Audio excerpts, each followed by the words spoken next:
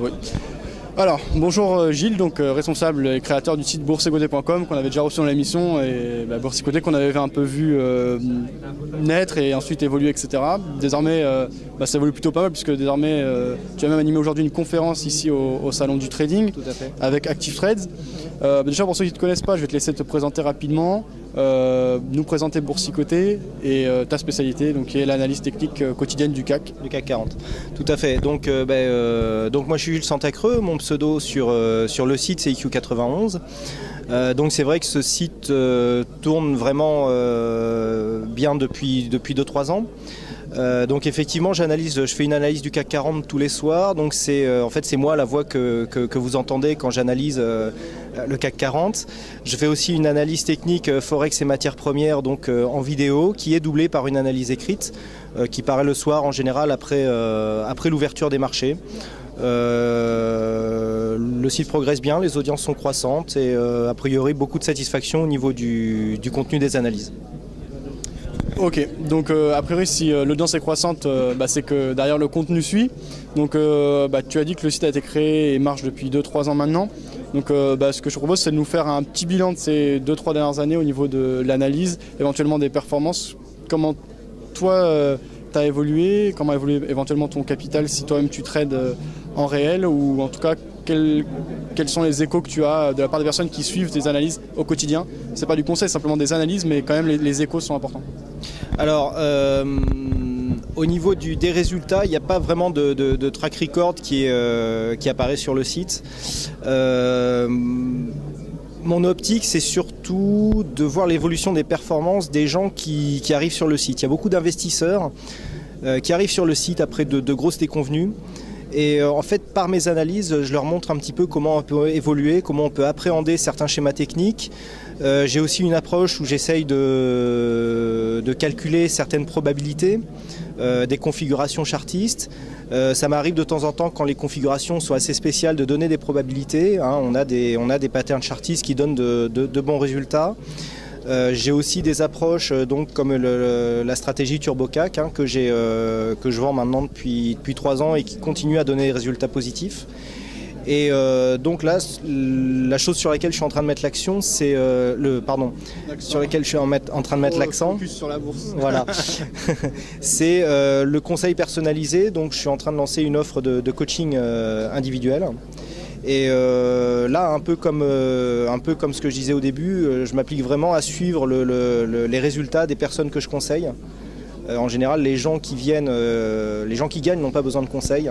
Les gens qui perdent, et pour certains qui perdent beaucoup, on s'applique déjà à stopper les pertes et ensuite à développer des approches qui génèrent de la plus-value. Ok, très bien. Alors tu nous as parlé justement de la stratégie, comment ça s'appelle, la stratégie automatique TurboCAC, voilà. Donc là ça fait longtemps ça là, que tu l'as mis en place. Est-ce qu'elle a évolué depuis ou c'est toujours la même? Et là du coup tu dois avoir un track record. Quels sont enfin à peu près en tout cas, comment ça se passe parce que c'est assez rare en fait une stratégie automatique qui marche. Oui. Moi je teste beaucoup de robots, etc. Donc tu peux nous en dire plus justement. Alors la stratégie TurboCAC elle est commercialisée depuis 2009. Depuis 2009, donc la première année a été je crois que légèrement négatif, ça a été la seule. On a dû perdre une 50aine de points sur l'année, en points d'indice, frais de courtage compris. Et ensuite, on a fait 2 belles années, puisque 2010 et 2011 ont fait 800 et 600 points de gain. Donc pour ceux qui ont suivi tous les signaux. Alors, ce qu'il faut savoir, c'est que c'est une stratégie qui c'est plutôt orienté swing, puisqu'on se base en fait sur des patterns journaliers. D'accord. Donc moi ce que j'ai remarqué, parce que je fais beaucoup de backtest pour essayer de développer des stratégies, c'est que plus tu augmentes l'unité de temps, plus tu as des résultats qui sont assez stables. Déjà tu as accès à un historique beaucoup plus profond. D'accord. Tu peux tester en période haussière, en période baissière, essayer de capter un petit peu toutes les tendances que peuvent donner les marchés. Et ça te permet d'avoir un recul, si tu veux, sur l'expérience qui fait que tu arrives à avoir des résultats plus pérennes. Maintenant, il ne faut pas se leurrer. Toute stratégie, et celle-là n'y échappe pas, à mon avis, a ce que j'appellerais une date limite de consommation. C'est-à-dire que tant que ça marche, on peut l'utiliser, mais peut-être qu'un jour, certaines conditions de marché changeront. Et dans ce cas-là, ça ne marchera plus, il faudra passer à autre chose. On va dire que tant que ça marche, pour l'instant, on continue. Mais c'est vrai que l'optimisation de base, puisque aucun paramètre n'a changé depuis le début de la commercialisation, continue à fonctionner. Ok, bah a priori c'est excellent et c'est assez rare à tenir, ne serait-ce quand même sur une période comme tu l'as cité de 3 ans. Comme tu l'as dit, de toute façon une stratégie ça marche pas indéfiniment, une stratégie automatique surtout, Ouais. puisque les conditions de marché changent. Exactement. Comme tu dis, hein, tant que ça marche, tu fais bien de continuer. Est-ce que tu t'intéresses également à d'autres produits que le CAC ou tu t'intéresses exclusivement au CAC? Je crois que tu publies également quotidiennement désormais des analyses sur les matières premières. Oui, alors matières premières et forex, je dirais que c'est pas l'orientation. J'ai une autre orientation en ce moment. Les gens qui sont sur le site le savent. J'essaye de m'intéresser aux corrélations et décorrélations d'indices. Alors, je viens d'apprendre qu'on appelle ça le spread trading.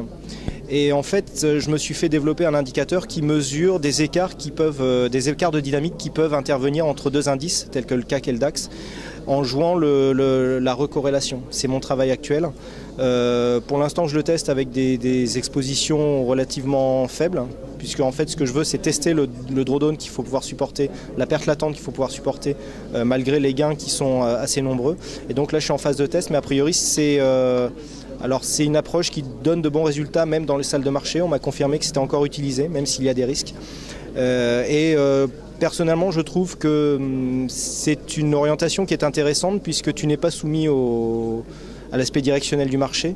Vu que tu es acheteur d'un indice et vendeur de l'autre, tu peux arriver à faire du gain, que le marché monte ou descende. Ce qui t'intéresse, c'est la variation d'un indice par rapport à l'autre. Et dans ce cadre-là, on arrive d'avoir des résultats et donc une gestion du stress qui est beaucoup plus facile à prendre en compte que sur du purement directionnel, même si on a des probabilités qui sont déjà connues. D'accord, donc ça c'est quelque chose sur lequel tu bosses activement en ce moment et que tu vas développer a priori. Oui, si les résultats continuent à être probants, je pense que c'est un axe de travail que je vais continuer à développer. Ok, alors dernière question, la conférence que tu vas animer tout à l'heure, elle sera à quel sujet ? Alors, on va pas du tout parler stratégie, on va parler money management et exposition au marché. D'accord, ok, très bien, tout un programme, vous en aurez une partie, et puis si vous voulez voir les conférences en entière, venez la prochaine édition.